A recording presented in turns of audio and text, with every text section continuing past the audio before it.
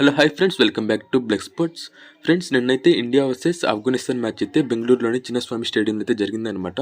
So first batting చేసినటువంటి India 212 పరుగులు అయితే చేసి ఆఫ్ఘనిస్తాన్కి 213 పరుగులు టార్గెట్ని అయితే సెట్ అయితే చేసిందనమాట. సో ఇంత భారీ స్కోర్ని చేజ్ చేయడానికి వెళ్ళినటువంటి ఆఫ్ఘనిస్తాన్ టీం వీళ్ళు కూడా అయితే మంచిగా అయితే బ్యాటింగ్ చేసి 213 పరుగులు చేయకపోయినప్పటికీ కూడా 212 పరుగులు అయితే చేసి మ్యాచ్ అయితే డ్రాగ్ అయితే చేశారు. సో ఈ మ్యాచ్ లో చూసుకున్నట్టయితే కనుక ఫస్ట్ సూపర్ ఓవర్ లో రోహిత్ శర్మ లాస్ట్ బాల్ కి అయితే రిటైర్డ్ హెట్ అయితే అయ్యాడు అనమాట.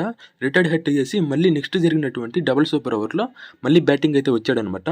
సో ఇలా ఎలా వస్తాడనేసి ఆఫ్ఘనిస్తాన్ ప్లేయర్స్ వచ్చి అంపైర్ తోటి వాగ్వాదానికి అయితే దిగారు. సో అలా రావచ్చా లేదా అనేసి ఈ వీడియోలో అయితే మనమైతే డిస్కస్ అయితే చేద్దాం అనమాట ఐసీసీ రూల్ ప్రకారం. ఇంకా మ్యాటర్ లోకి వెళ్తే గనక దీని తర్వాత అయితే సూపర్ ఓవర్ అయితే వచ్చిందనమాట. సో ఫస్ట్ సూపర్ ఓవర్ అయితే వాళ్ళైతే బ్యాటింగ్ చేశారు. ఫస్ట్ సూపర్ ఓవర్ లో 16 పరుగులు అయితే చేశారు. సో ఇండియా అయితే ఈ సూపర్ ఓవర్ లో 17 పరుగుల లక్ష్యం తోటి గ్రౌండ్ లోకి అయితే దిగారనమాట. సో రోహిత్ శర్మ యశస్వి చేసేవారు అయితే ఈ రన్ అయితే చేజ్ చేయడానికి అయితే క్రీజ్ లోకి అయితే వచ్చారు. సో ఈ ఫస్ట్ సూపర్ ఓవర్ లో ఫస్ట్ 5 బార్లకి మన టీమిండియా 15 పరుగులు అయితే చేసింది అనమాట. సో ఇంకా ఒక పరుగు చేస్తే కనుక ఈ సూపర్ ఓవర్ కూడా డ్రాగా అయితే ముగుస్తుంది. లేదు అంటే 2 పరుగులు చేస్తే కనుక మనమైతే ఈ సూపర్ ఓవర్ ని గెలిచేసి ఈ మ్యాచ్ ని కూడా గెలుస్తాం అనమాట. కాకపోతే ఇప్పుడు స్ట్రైక్ లో అయితే యశస్వి జైస్వాల్ అయితే ఉన్నాడు.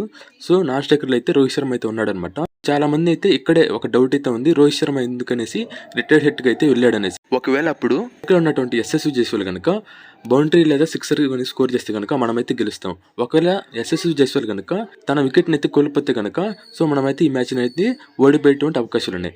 లేదు ఒకవేళ యశస్వి జైస్వాల్ కనుక బ్యాట్ అయితే బాల్ కి టచ్ చేసి 2 రన్స్ కానీ తీస్తే కనుక మనమైతే ఈ మ్యాచ్ అయితే గెలిచేటువంటి అవకాశాలు ఉన్నాయి. సో ఒకవేళ ఈ 2 రన్స్ ని తీసే క్రమంలో కనుక ఒక రన్ పూర్తయ్యాక ఇంకొక రన్ తీసే క్రమంలో రోహిత్ శర్మ అవుట్ అయితే కనుక సో అతనైతే నెక్స్ట్ జరగబోయేటటువంటి అనదర్ సూపర్ ఓవర్ కి ఆడలేడు అనమాట.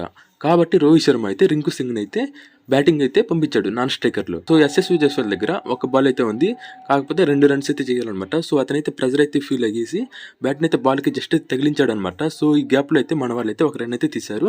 కాబట్టి ఈ సూపర్ ఓవర్ కూడా డ్రాగ్ అయితే ముగిసి డబుల్ సూపర్ ఓవర్ అయితే వెళ్ళింది. కాబట్టి మీరు ఇక్కడ చూసుకున్నట్లయితే కనుక రోహిత్ శర్మ అయితే మళ్ళీ కూడా బ్యాటింగ్ అయితే రావడం అయితే జరిగింది అనమాట సెకండ్ సూపర్ ఓవర్ లో. సో ఇక్కడైతే కొద్దిగా గందరగోళం అయితే నెలకొందనమాట గ్రౌండ్ లో. సో ఆఫ్ఘనిస్తాన్ ప్లేయర్స్ అండ్ అలానే ఎంపైర్స్ మధ్యన అయితే చిన్నపాటి వాగ్వాదం అయితే జరిగిందనమాట. సో ఇలా ఎలా వస్తాడనేసి వాళ్ళైతే అనుకున్నారు. సో ఐసీసీ రూల్ ఏంటంటే ఇక్కడ ఒక బ్యాట్స్మెన్ కనుక ఏ విధంగా అయినా కానీ ఫస్ట్ సూపర్ ఓవర్ లో కానీ అవుట్ అయితే కనుక నెక్స్ట్ జరగబోయేటువంటి సూపర్ ఓవర్ లో ఆడేటువంటి అవకాశాలు ఉండవు. కాబట్టి రోహిత్ శర్మ ఆ లాస్ట్ బాల్ కి రిస్క్ అయితే తీసుకోలేదన్నమాట.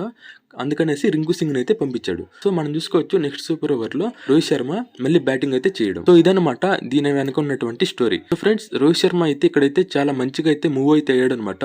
చాలా తెలివిగా అయితే రిటైర్డ్ హెట్ అయితే అయ్యాడు అనమాట. సో మీరైతే రోహిత్ శర్మ మైండ్ పవర్ గురించి ఏమనుకుంటున్నారో కింద కామెంట్ సెక్షన్ లో కామెంట్ అయితే చేయండి. అండ్ ఫ్రెండ్స్, ఇదే అనమాట వాళ్ళ వీడియో. మీకు నచ్చింది అనుకుంటే నచ్చితే కనుక ఈ వీడియోకి ఒక లైక్ అయితే చేయండి. అండ్ అలానే మన ఛానల్ కూడా సబ్స్క్రైబ్ అయితే చేసుకోండి.